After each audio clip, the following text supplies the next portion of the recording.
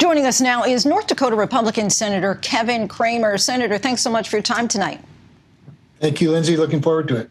So, of course, we'd like to talk to you about voting rights. Since the 2020 election, according to the nonpartisan Brennan Center, there have been at least 34 new restrictive voting laws in 19 states. They've ranged from reducing polling place availability, limiting early voting hours, shortening deadlines to deliver mail ballots, to a whole slew of other restrictions. You've called the Democrats' attempts to pass election reform a, quote, fake crisis. So since you don't think this is a house on fire moment, why do you think that so many states are moving to restrict how Americans vote? Well, first of all, Lindsay, states aren't restricting. In fact, the much vilified Georgia, where the president went yesterday to try to make his point, is a great example. Georgia's new bill mandates 17 days of early voting with 2 optional Sundays, which is, by the way, more. That's 2 plus 2 more days than the Democrats' bill does. So it is a fake crisis. In fact, the last election had the largest turnout, the largest minority turnout of any election. In fact, recent elections have been demonstrating that self-governance is working very well in the United States. But states, let's not forget, are in charge of their own elections as per our great tradition of self-governance and a federal government created by the states, not the other way around. States are looking for ways to secure the ballot as they open up more days to vote, as vote by mail becomes more popular. And let's not forget that's happening in both Republican and Democratic states. It's important to apply the security measures to vote by mail as well. So, frankly, I think Joe Biden is the captain of a sinking ship, and he's trying to divert attention away from that sinking ship. And it's unfortunate because we're sitting here in a border crisis, a runaway inflation crisis, frankly, a national security challenge, unlike anything we've seen in recent decades. And he's monkeying around, threatening to blow up the United States Senate over a fake crisis called, voting rights. Well, I do want to just go back to the idea that you were saying that they're not restrictive. I mean, in many cases, they're eliminating the number of ballot boxes. In many cases, they're saying, no, you have to produce a photo ID in order to vote. So there are some restrictions, right, which by definition would make them more restrictive. Well, they're not restrictive. What they are is they're secure. So you brought up requiring a voter ID or a picture ID to vote. Well, I have now in Washington, D.C. next week, I have to show my vaccine pass to eat.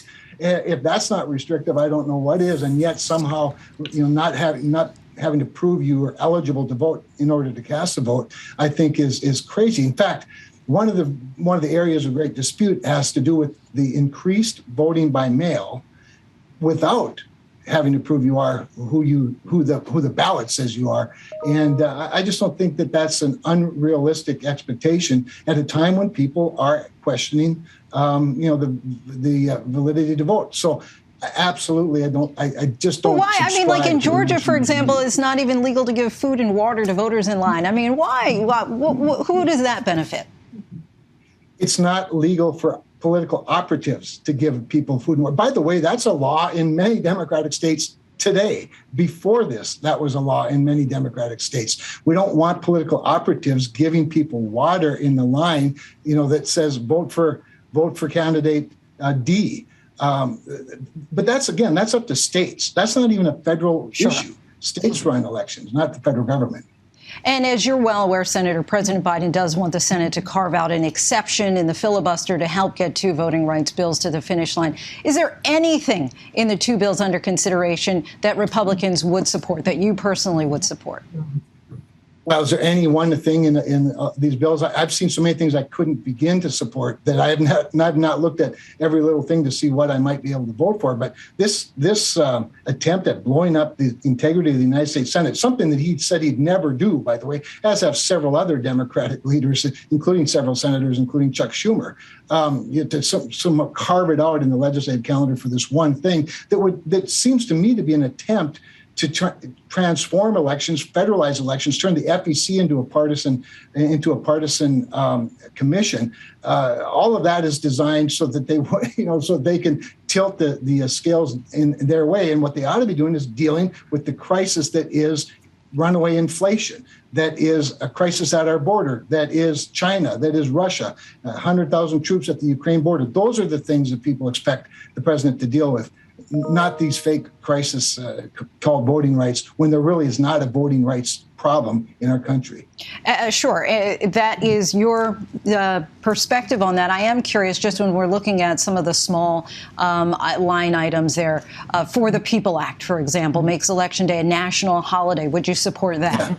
Yeah, absolutely not. I mean, that's just plain silly. We've been running successful elections without it being a national holiday for over 200 years. And now when you want to, it's part of this debate is over how many days should elections be, making one of them, or would we make it a week? Would we make it a month? Well, no, we don't need a federal holiday. I do support, not necessarily federal legislation, but I appreciate when employers, for example, both encourage and facilitate their employees' ability to vote. But now, when we have dozens of days for voting, I don't see why you need a federal holiday. Your colleague, Minority Leader Mitch McConnell, has agreed the Electoral Count Act, which dates all the way back to 1887, might need reform. That's the obscure rule which nearly set the stage for the Vice President Pence to overturn the will of the American people after the 2020 election. Is this an area that you would work with Democrats on? I'm interested in it. I'd be interested in hearing some thoughts about that. The nice thing is that even with all the upheaval of January 6th, the vice president didn't do that. And I think because the Constitution is quite clear about it, Lindsay, sometimes we need to pass laws that clarify what I think is the obvious intent of the founders. Shouldn't need to be clarified. But yeah, I'd be open to clarifying that so that, as much as anything, so that the American public has a clear understanding of what the Constitution says is a responsibility of the vice president and, of course, the members of Congress who simply oversee the counting of the ballots that come to us from states where they're supposed to come from. If Senate Democrats carve out an exception in the filibuster for this, when Republicans at some point in the future do take control of the Senate again, would you support doing the same thing to get through Republican priorities? Well, let's not forget, just a couple of years ago, a year ago, we had that opportunity, or 3 years ago, we had that opportunity when we had a majority of the House and the Senate and the presidency. Our president at the time, President Trump, urged us to do exactly that. And Republicans stood up against that change and said, no, the integrity of our legislative process, the integrity of the United States Senate is too important to do that. I was in the House at the time that we had a majority in both the House and the Senate and the presidency. And as tempting as that was, Republicans resisted, and we would expect that our friends on the other side of the aisle would do the same this time. But you did get rid of it for Supreme Court nominees, though.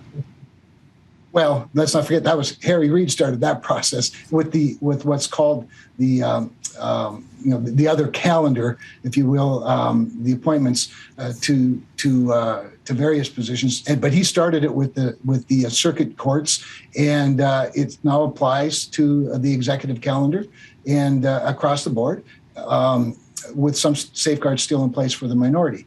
But now you're talking about the legislative calendar. That is a much, much different deal. In fact, previous to Chuck Schumer coming to the United States Senate, the executive calendar never filibustered. Clarence Thomas wasn't even filibustered. And so that tradition changed when Chuck Schumer got into the Senate. And that's why I think, having seen all of that, it's all the more important that we make sure that the legislative calendar does not go the way of the executive calendar. Senator Cramer, we thank you so much for your time. Really appreciate the academic discussion here. Always my pleasure, Lindsay. Thank you.